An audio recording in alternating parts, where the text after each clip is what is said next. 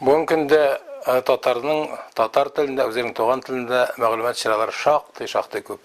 Радио каналларыбызда ишәйді, телевидениеда каналларда артты, мындай қағаз гадәти традицион матбугат чараларда шақты көп. Әмма ләкин азатлык радиосы булуы белән шушы нур өстендә нур дигәндәй аларны тагын да байытып җибәрә. Билгеле безнең бүгенге көндә күзләребез ачылды, сөйләү мөмкинлекләре дә артты, фикерләү хөрлеге дә ишәйде. Әмма ләкин азатлык радиосы аларның һәммәсеннән дә безнең бу мөмкинлекләребездән, безнең газета журналларыбыздан, радио, телевидениедан аерылып тора. Аның офыгы мин бераз гына киңрәк дип әйтер идем. Дөрес, ул бундагы Татарстандагы яисә Россиядагы мәгълүмат чараларыннан бәлки күп нәрсәдән аерылып та тормый торгандыр. Чөнки мәгълүмат кыры бер үк, булган вакыйгалар бер үк, әмма ләкин менә бу вакыйгаларга мөнәсәбәт, вакыйгаларга бәя бирү, бер караганда ул бәя да бирми шикелле. Чөнки ул аларны күрсәтеп кенә биргә, сөйләп кенә бирә безгә. Әмма ләкин нәрсәне күрсәтә, кайчан күрсәтә, ничек күрсәтә, кайсыны мөһимрәк итеп куя. Менә бу аңлаган кеше өчен монда инде бик күп нәрсәгә төшенергә була.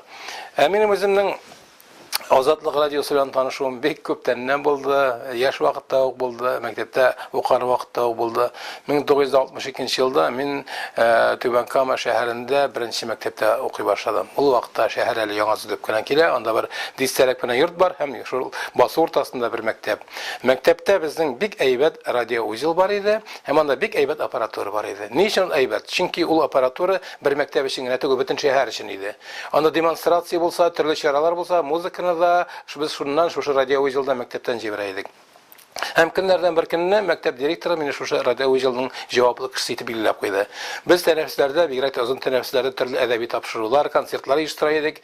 Һәм шул радиоузелда, шул аппаратурада әйләндереп утыра торгач, радио дулкыннарны эзләп утыра торгач, бер заманнан ниндидер бер таныш тавышка, татар тавышына юлыктым һәм игътибар биреп тыңлый башладым. Бу әлеге дә баягы Азатлык радиосы, кыска дулкыннардан сөйләүче Азатлык радиосы иде. Һәм мин моны көн саен тыңлый башладым. Һәм моңа бик тә берилеп киттем. Әйткәнемчә, бу радиоузел шәһәргә дә тапшыра иде. Көннәрдән бер көнне шул Азатлыкны тыңлап утырганда, бер заманны ишекне дөбертәтеп ачып җибәрде дә, карасам, безнең мәктәп директоры килеп керде дә, мине ул эт орнына сүгә башлады. Син минем башымны төрмәдә чертергә уйлыйсыңмы? Мин аңламыйм. Мин ялгыш төймәсенә басып, бу Азатлык радиосын бөтен шәһәргә җибәргәнмен икән, урамнарга. Бөтен урамнарда яңгырап тора икән. Шуннан соң билгеле миңа бик каты эләкте. Мине мәктәптән куарга да ул вакытта йөргәннәр иде. Мин интернатта яшәдем. Мине интернатта ашаудан ваз кистерделәр, миңа ашатмый башладылар. Мин ул мәктәптән китәргә дә йөргән вакыт, әмма ләкин директор соңыннан аңлады, мине гафу итте. Әмма ләкин менә шушы Азатлык белән шушы танышуым, беренче аралашуым, ул минем өчен инде гомерлеккә истәлек булып калды. Һәм шуннан соң мин Азатлык радиосыннан бер кайчан да аерылмадым дип әйтер идем. Ул вакытта ул безнең өчен ник аеруча кирәк иде.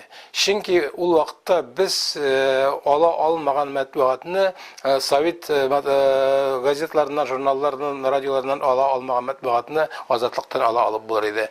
Мәсәлән, менә Тамырбек Дәүләтшиннең Совет Татарстаны дигән менә китабы чыкты хәзер.